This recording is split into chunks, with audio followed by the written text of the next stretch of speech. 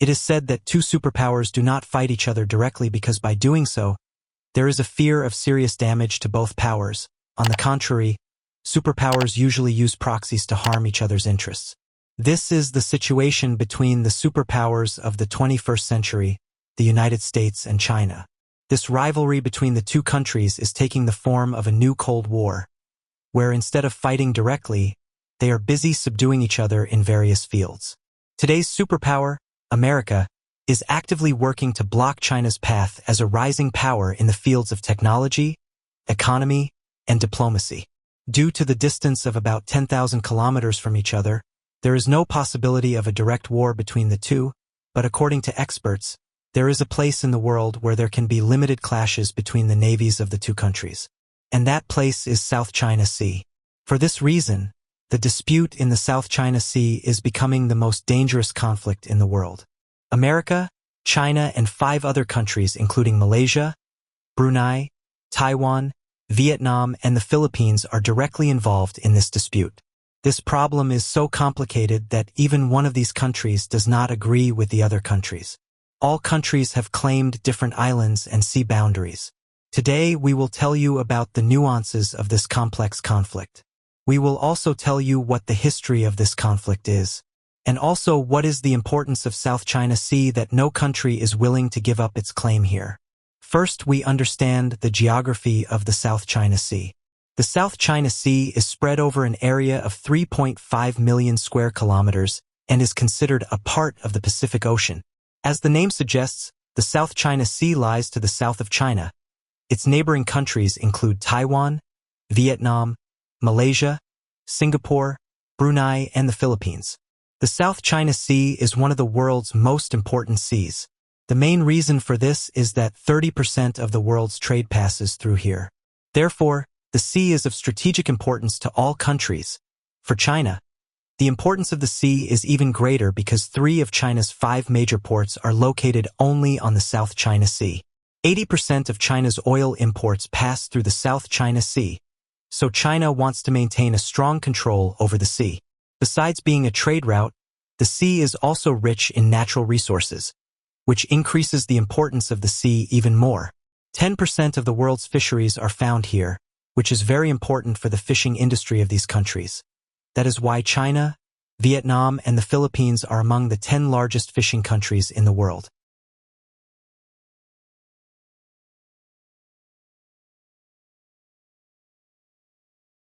Oil and gas reserves have also been discovered on a large scale in the South China Sea in recent times, which could fuel the industries of these countries for decades. How is it possible for a place to be of such importance, rich in natural resources, but without conflict or strife?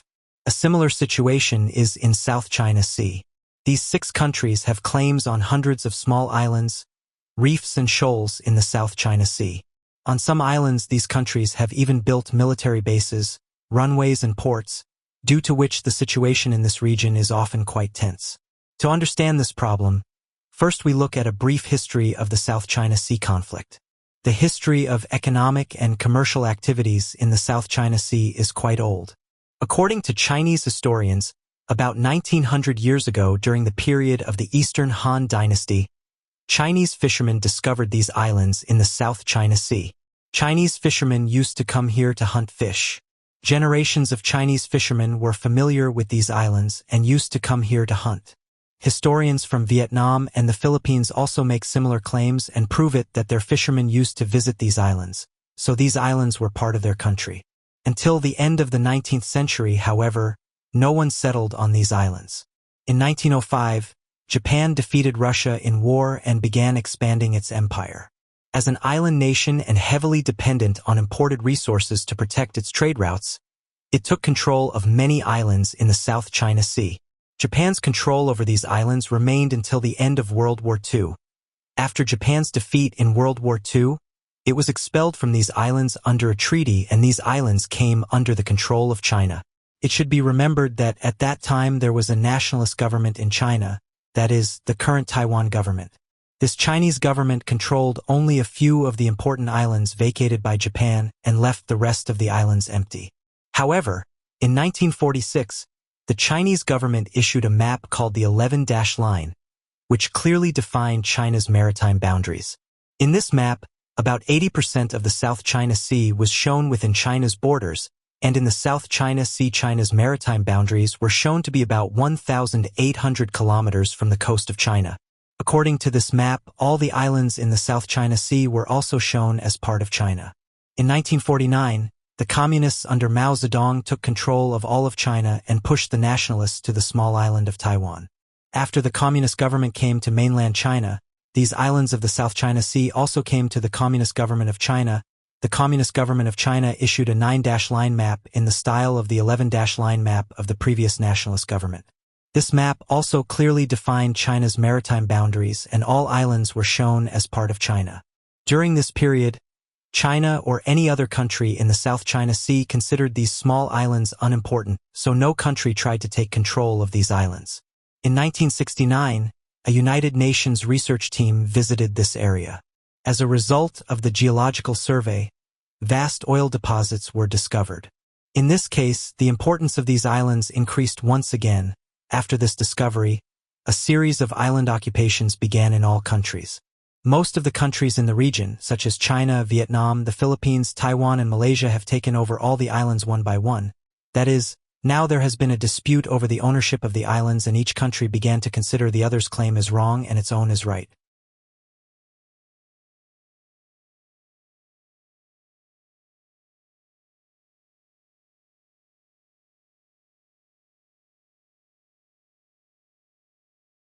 Now that each island was in the possession of one country and another claimed it, so a war broke out to maintain these claims, which continues today in the form of the Cold War.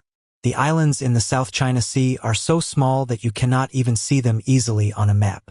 We can divide these islands into three main groups: Paracel Islands, Spratly Islands, and the Scarborough Shoal. The Paracel Islands were acquired by China in 1974 after Vietnam was expelled. They are still under Chinese control today. The Shoal Islands are controlled by China despite being very close to the Philippines.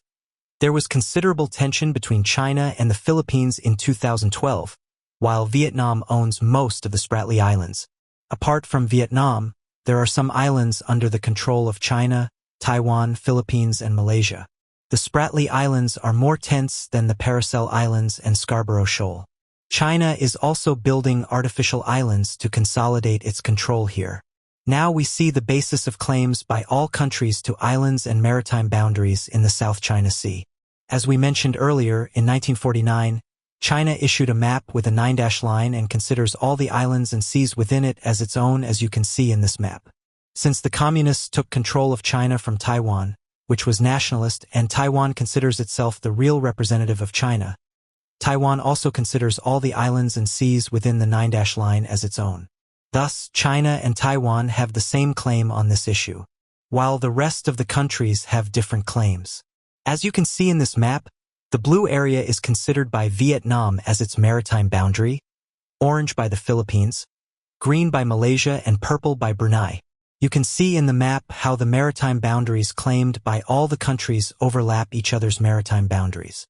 Like this Parcel Island area, how it is disputed between China, Taiwan, and Vietnam.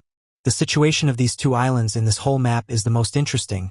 There are 5 countries, namely China, Taiwan, Malaysia, Vietnam, and the Philippines, who claim on these 2 islands. Unlike China and Taiwan, the basis of other countries' claims is different. Other countries believe that the islands were not previously inhabited, nor were the islands under the control of any country. Therefore, under the United Nations Convention for the Law of the Sea, they fall within their territorial waters, so they are part of them. According to the United Nations law, a country's maritime boundaries are up to 200 nautical miles from the coast of that country. This 200 nautical mile limit is called the exclusive economic zone. Any country has the right to fish, extract oil and gas within its exclusive economic zone. There are also many complexities in this law, such as which islands will be called islands and which islands will be considered mere rocky outcrops in the sea. According to some experts, those islands where people are not historically inhabited and where human life is not possible without food and basic necessities of life from outside, those islands will not be considered but only rocks. Not being considered an island, the sea around them is not an exclusive economic zone, there are many other nuances that complicate the interpretation of this law and create differences in different countries.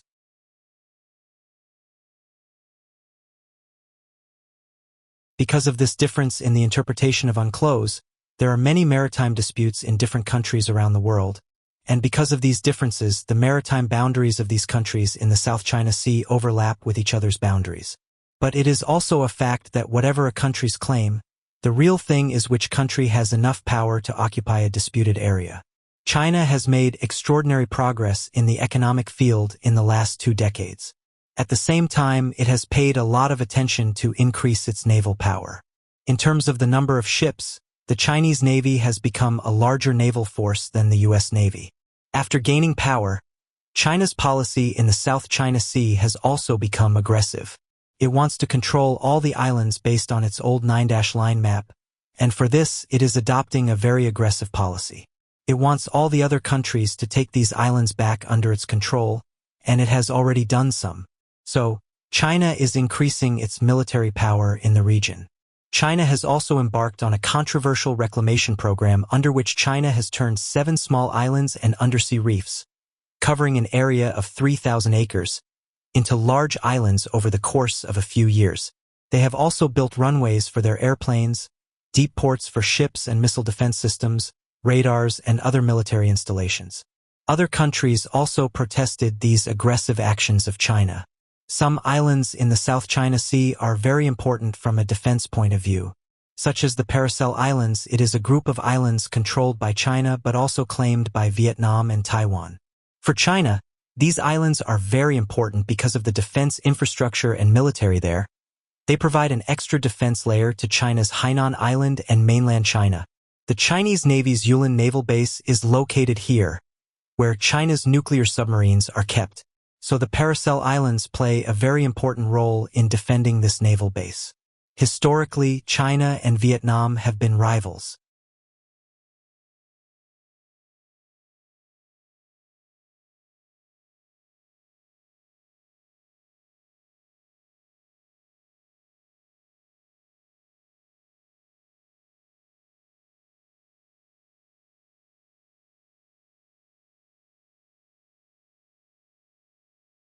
Therefore, the Paracel Islands are very important for the attack on Vietnam. Since Vietnam is a long and thin country and its strategic depth is quite low, at a place in the middle of Vietnam, its width is only 60 kilometers. Therefore, from the Paracel Islands and Hainan Island, China can attack Vietnam and divide it into 2 parts. Therefore, Vietnam is very angry with China's presence in the Paracel Islands. Other defense-wise important islands are Scarborough Shoal. Since these islands are only 350 kilometers away from Manila, the capital of the Philippines, they are also controlled by China, so they are also very important for the defense of the Philippines. The Philippines is a U.S. ally. The 2 countries also have defense agreements, so the U.S. often conducts naval exercises with the Philippine Navy in the South China Sea. The U.S. is very concerned about China's growing activities in the entire region. It is also opposed to China's claim to the region.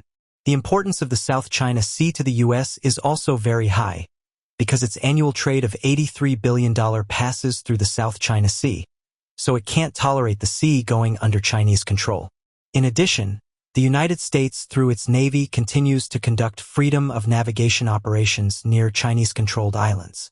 Through this operation, it convinces China that it considers China's occupation of these islands as illegal. So the navies of the United States and China often come face to face here. The U.S. is also looking to form a group with its 3 allies to reduce China's influence in the South China Sea. The alliance has been named the Quad Group. The Quad Group will include the U.S. as well as India, Japan, and Australia. The U.S. wants to use these countries against China for its own interests through the Quad Group. The U.S. also wants India, Japan, and Australia to keep their naval ships in the South China Sea and, like the United States, conduct freedom of navigation operations near islands controlled by China, so as to increase the pressure on China. This tension between the 2 superpowers in the South China Sea may prove to be a great threat to world peace in the future. China now has more naval ships, more ICBM launchers, more active service members, and potentially more sophisticated missile capabilities than the U.S. Beijing says that it has indisputable sovereignty over much of the resource-rich sea, using this 9-line to roughly outline its claims. The line has been ruled invalid by international court. Scarborough Shoal is just one of the disputed territories in the South China Sea that is controlled by China. This map shows how China's 9-line claims overlap with the claims of its neighbors, countries like the Philippines, Brunei, Malaysia, and Vietnam. There is also some overlap among these smaller nations too.